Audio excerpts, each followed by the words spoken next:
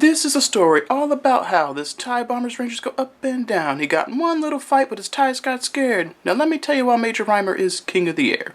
Boop ba doop boop boop boop ba doo ba doo.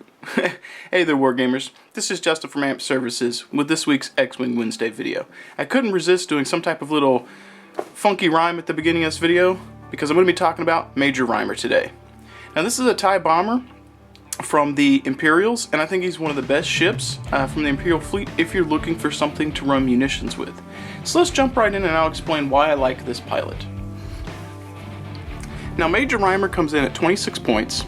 He's got focus, target lock, and barrel roll. He's got a pilot skill 7, which leaves a little bit to be desired if you're going for an alpha strike, but we'll have to deal with it. He's got 2 attack and 2 evade, which is kind of rough because he's a little bit easier to hit than his TIE counterparts. But he's got 6 holes, so he can take a little bit of a punishment before he can go down. The key benefit to him, however, is his pilot ability, and it reads: when attacking with a secondary weapon, you may increase or decrease the weapon range by 1 to a limit of range 1 to 3. This is huge. It means with all of your basic munitions, for the most part, Major Rhymer can shoot missiles that are range 2 to 3 at range 1 to 2, or missiles that are range 1 to 2 at 2 to 3. There are also a couple of options for weapons that are range 1 only or range 2 only. And the range 1 only, you would be able to fire at range 1 and 2. And the range 2 only, you'd be able to fire at range 1, 2, and 3.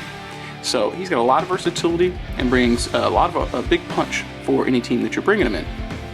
So let's jump right into some of the upgrades that make Major Rhymer useful and particularly lethal for your team. First of all, we're going to start with his elite pilot talent, and that's Deadeye. Deadeye comes in at 1 point and reads: you may treat the attack target lock header as attack focus. When an attack instructs you to spend a target lock, you may spend a focus token instead.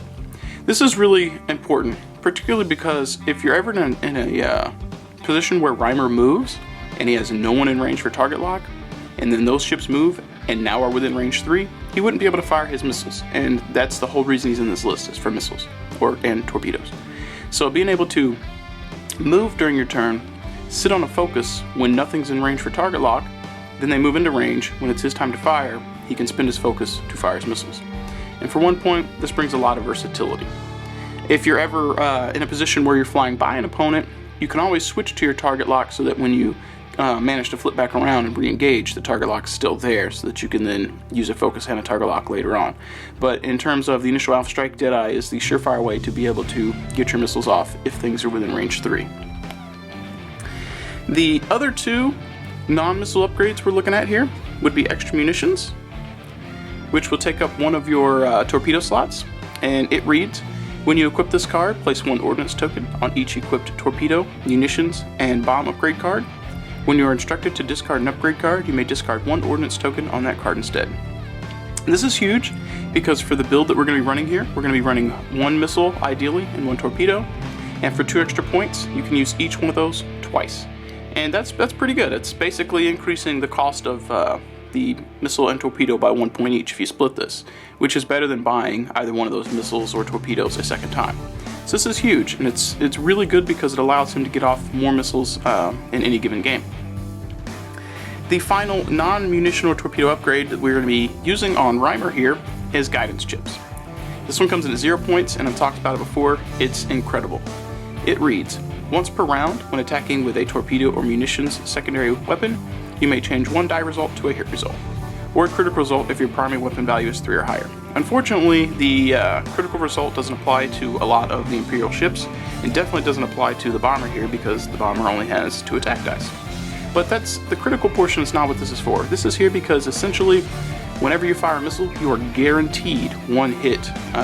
Now that doesn't mean a hit's going to get through, but you're guaranteed 1 hit result with this. You know, on your worst rolls, if you roll 4 blanks, you got at least 1 hit. So with the extra munitions, Deadeye, and guidance chips covered, let's talk about the torpedo and missile options that I think are the 3 best candidates for Major Rhymer here. So let's start with proton torpedoes. Proton torpedoes come in at 4 points. They have a range 2 to 3, and keep in mind with Rhymer, he can use these at range 1 to 2 or 2 to 3 because of his ability. In previous videos I've discussed where proton torpedoes or any range 2 to 3 missile can be shut down easily if your opponent can get within range 1 early. With Rhymer, he doesn't care. So long as he's not bumped, he's firing his missiles at whatever he wants that's in front of him in his firing arc. So anyway, the proton torpedoes have 4 attack dice, which is fantastic, and they read: attack target lock. Spend your target lock and discard this card to perform this attack. You may change one of your I results to a critical result. This is huge, and in my opinion, one of the best options for Reimer, because you use it in conjunction with guidance chips. You're rolling 4 attack dice, and statistically you're probably going to get 2 hits. Odds are, out of 4 dice, you're probably going to roll at least 1 eyeball as well, or 1 focus result. So being able to change 1 focus to a crit and 1 of your misses or other focus results to a hit because of guidance chips, in addition to your statistically probable 2 hits innately with the proton torpedoes, you're looking at 2 hits at a minimum, probably 3 to 4 on average because of this ability in conjunction with guidance chips. At a bare minimum with proton torpedoes, if you roll 4 blanks, you still get 1 hit off guidance chips. You're unlikely to roll 4 blanks, however, but keep that in mind that you're still guaranteed at least 1 hit, and the odds are in your favor when you're leveraging guidance chips with this ability. The other major benefit to running munitions, torpedoes in general on Reimer is that for the initial alpha strike at range 3, which is ideally where you want to have him early on so he's not taking a lot of damage, or you can leverage that extra evade dice for himself, the targets he's going after don't get a bonus evade dice either. So you're rolling 4 attack dice against them, you have a chance to change 1 of your focus results to a critical, and 1 of your blanks or other focus results to a hit with guidance chips, in addition to whatever other hits you manage to get with this roll. This proton torpedo is really, really good, and it can dish out a lot of damage. The second upgrade for the munitions and torpedo slots that I like to run on Reimer is Concussion Missiles. It comes in at 4 points, just like the proton torpedo. Its range is 2 to 3, and just like the proton torpedo, you can fire at range 1 to 2 or 2 to 3 with Major Reimer here. It's got 4 attack dice, which is also good. Again, same thing as the proton torpedoes at range 3. They don't get their bonus because this is a secondary weapon, and you're rolling 4 attack dice. The Concussion Missile's ability reads: attack target lock. Spend your target lock and discard this card to perform this attack. You may change 1 of your blank results to a hit result. This is fantastic with the Concussion Missiles. The odds are in your favor to get probably, statistically, 2 hits out of 4 attack dice. And that would leave you with 2 hits out of 4, and then either 2 blanks, 2 focus results, or focus blank result. So with this Concussion Missile's ability, you can change 1 of your blanks to a hit. So statistically, 2 hits, and then 2 non-hits.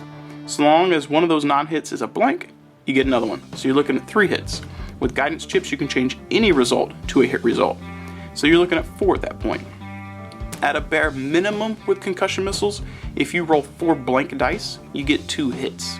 You get to change 1 of your blanks to a hit because of the ability, and 1 of your blanks to a hit because of guidance. And that's the worst possible roll you can get. Concussion Missiles and Protons are on this build because of the likelihood that you're going to hit, on average, probably 3 or 4 hits when you're using their abilities in conjunction with guidance chips. So that's why I prefer the Concussion and the Protons.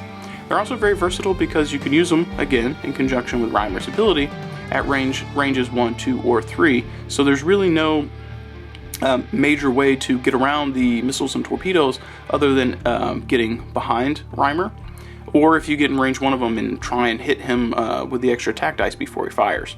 But if you don't take him out, he's going to return fire with a missile and shoot that ship in the face.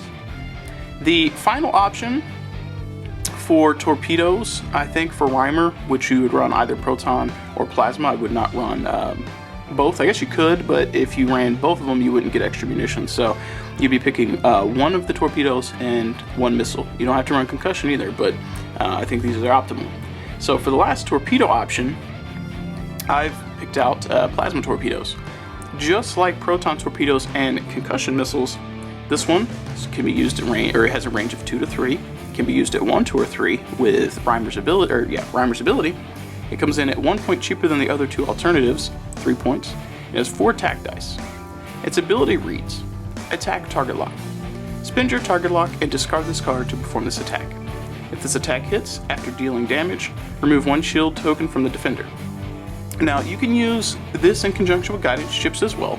So statistically, you're looking at 2 out of the 4 hits, and then with guidance chips, you get to change 1 of those evade or focus or blank results to a hit. So if you're rolling well, you're going to be looking at around 3 hits with the plasmas.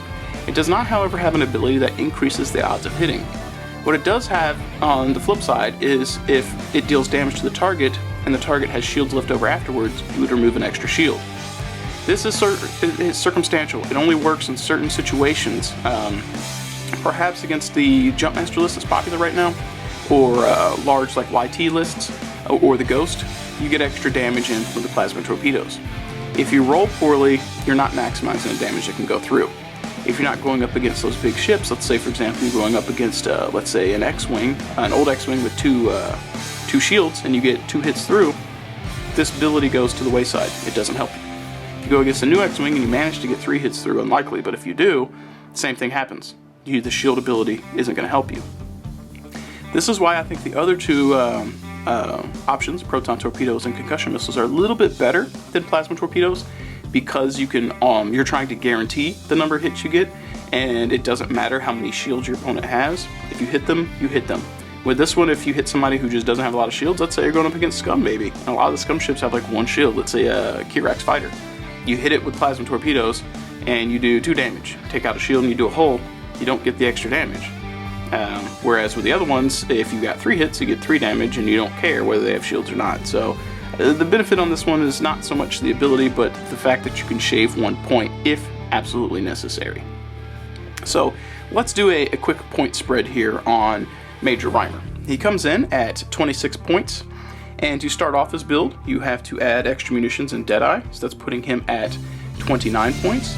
And then if you run protons and concussion missiles, you are looking at 37 points.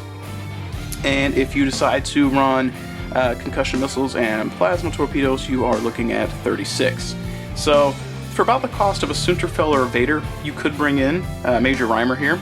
He's not as good, arguably, as Vader, and has certain strengths that Sunter doesn't have, but Sunter has the evasion options for similar point total. So it really depends on what other support ships you're going to run with Major Rhymer, and how you're going to run him himself in your squadron. So hopefully that gives you guys a little bit of an idea of how to run a bomber.